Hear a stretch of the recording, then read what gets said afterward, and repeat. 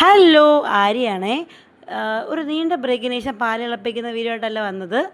ഒരു സേമിയ പായസം ഉണ്ടാക്കുന്ന വീഡിയോ ആയിട്ടാണ്. എന്തിനാണ് ഞാൻ ബ്രേക്ക് എടുത്തതെന്ന് എനിക്കും അറിയത്തില്ല. അതെന്തെങ്കിലും ആവട്ടെ, നമുക്കിന്നൊരു സേമിയ പായസം ഉണ്ടാക്കിയാലോ? ഭയങ്കര സിമ്പിളാണ്. ഞാൻ വരെ ഉണ്ടാക്കും. ഈ ഞാൻ ഉണ്ടാക്കിയാൽ നിങ്ങൾക്ക് ഉണ്ടാക്കാൻ പറ്റും. അത്ര കോൺഫിഡൻസ് ഞാൻ പറയുവാണ്. ഒരു പാനിൽ കുറച്ച് നെയ്യ് ഒഴിക്കുക. അതിനുശേഷം നമ്മുടെ സേമിയ എടുക്കുക. ഏകദേശം ഒരു ഗ്ലാസ്സോളം സേമിയ വരും. അതിനെ ഒന്ന് നന്നായിട്ടൊന്ന് ഗോൾഡൻ ബ്രൗൺ ആവുന്നവരെ വഴറ്റുക. സവാളയ്ക്ക് മാത്രമല്ല, സേമിയയ്ക്കും പറയുമല്ലോ അല്ലേ? എന്തെങ്കിലും ആകട്ടെ, അതുവരെ ആ സംഭവം വരെ ഒന്ന് വഴറ്റുക. അത് വഴറ്റി കഴിഞ്ഞതിന് ശേഷം നമ്മൾ ഒരു ഗ്ലാസ് സേമിയയിലേ എടുത്തത്, അപ്പോൾ നമ്മൾ ഒരു ഗ്ലാസ് വെള്ളം ഒഴിച്ച് സേമിയനെ ഒന്ന് വേവിക്കുക. ഞാൻ പാലിലല്ല, വെള്ളത്തിലാണ് സേമിയ വേവിക്കുന്നത്. അത് അത്യാവശ്യം വേവുന്നുണ്ട്. വേറെ ടേസ്റ്റ് വ്യത്യാസമൊന്നും എനിക്ക് ഫീൽ ചെയ്തിട്ടില്ല. നന്നായിട്ടൊന്ന് അടച്ച് വെച്ച് വേവിക്കുക.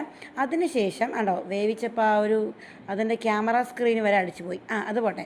അതിനുശേഷം നമ്മൾ ഏലക്ക ഇടുക. കാരണം ഇപ്പോൾ ഏലക്ക ഇട്ടാൽ മാത്രമേ പായസം തിളയ്ക്കുമ്പോൾ ഒരു ഫ്ലേവർ വരും. എൻ്റെ ഗൈസ് ഒന്നും പറയണ്ട. അതിനുശേഷം പഞ്ചസാര, നമ്മളൊരു ഊഹത്തിന് പഞ്ചസാര ഇടണം. നമുക്ക് വേണമെങ്കിൽ എക്സ്ട്രാ വീണ്ടും ആഡ് ചെയ്യാമല്ലോ. പഞ്ചസാരയല്ലേ, വേറെ കുഴപ്പമില്ലല്ലോ. അങ്ങനെ നന്നായിട്ട് അതെല്ലാം കൂടെ ജെല്ലായി കഴിയുമ്പോൾ നമ്മൾ ആദ്യം തിളപ്പിച്ച പാലില്ലേ, അത് അതിനകത്തെടുത്ത് കമത്തുക. ഞാൻ ഓൾറെഡി തിളപ്പിച്ച പാലേ ഒഴിക്കാറുള്ളൂ. എനിക്ക് റിസ്ക് എടുക്കാൻ പറ്റത്തില്ല. കാരണം ഇതെങ്ങാനും പിരിഞ്ഞ് പോയി കഴിഞ്ഞാലുണ്ടല്ലോ, പണി പോവും. അങ്ങനെ ആ നെയ്യും കൂടെ ഒഴിച്ചിട്ട് പാൽ നന്നായിട്ടൊന്ന് കുറുക്കിയെടുക്കുക. ഈ സമയത്ത് നമുക്ക് വേണമെങ്കിൽ പഞ്ചസാര ആഡ് ചെയ്യാം, ഒരു കുഴപ്പമില്ല. ഇത്രയും മാത്രമേ ഉള്ളൂ. ഇത്രയും സമയത്ത് നല്ല ടേസ്റ്റ് ആയിരിക്കും.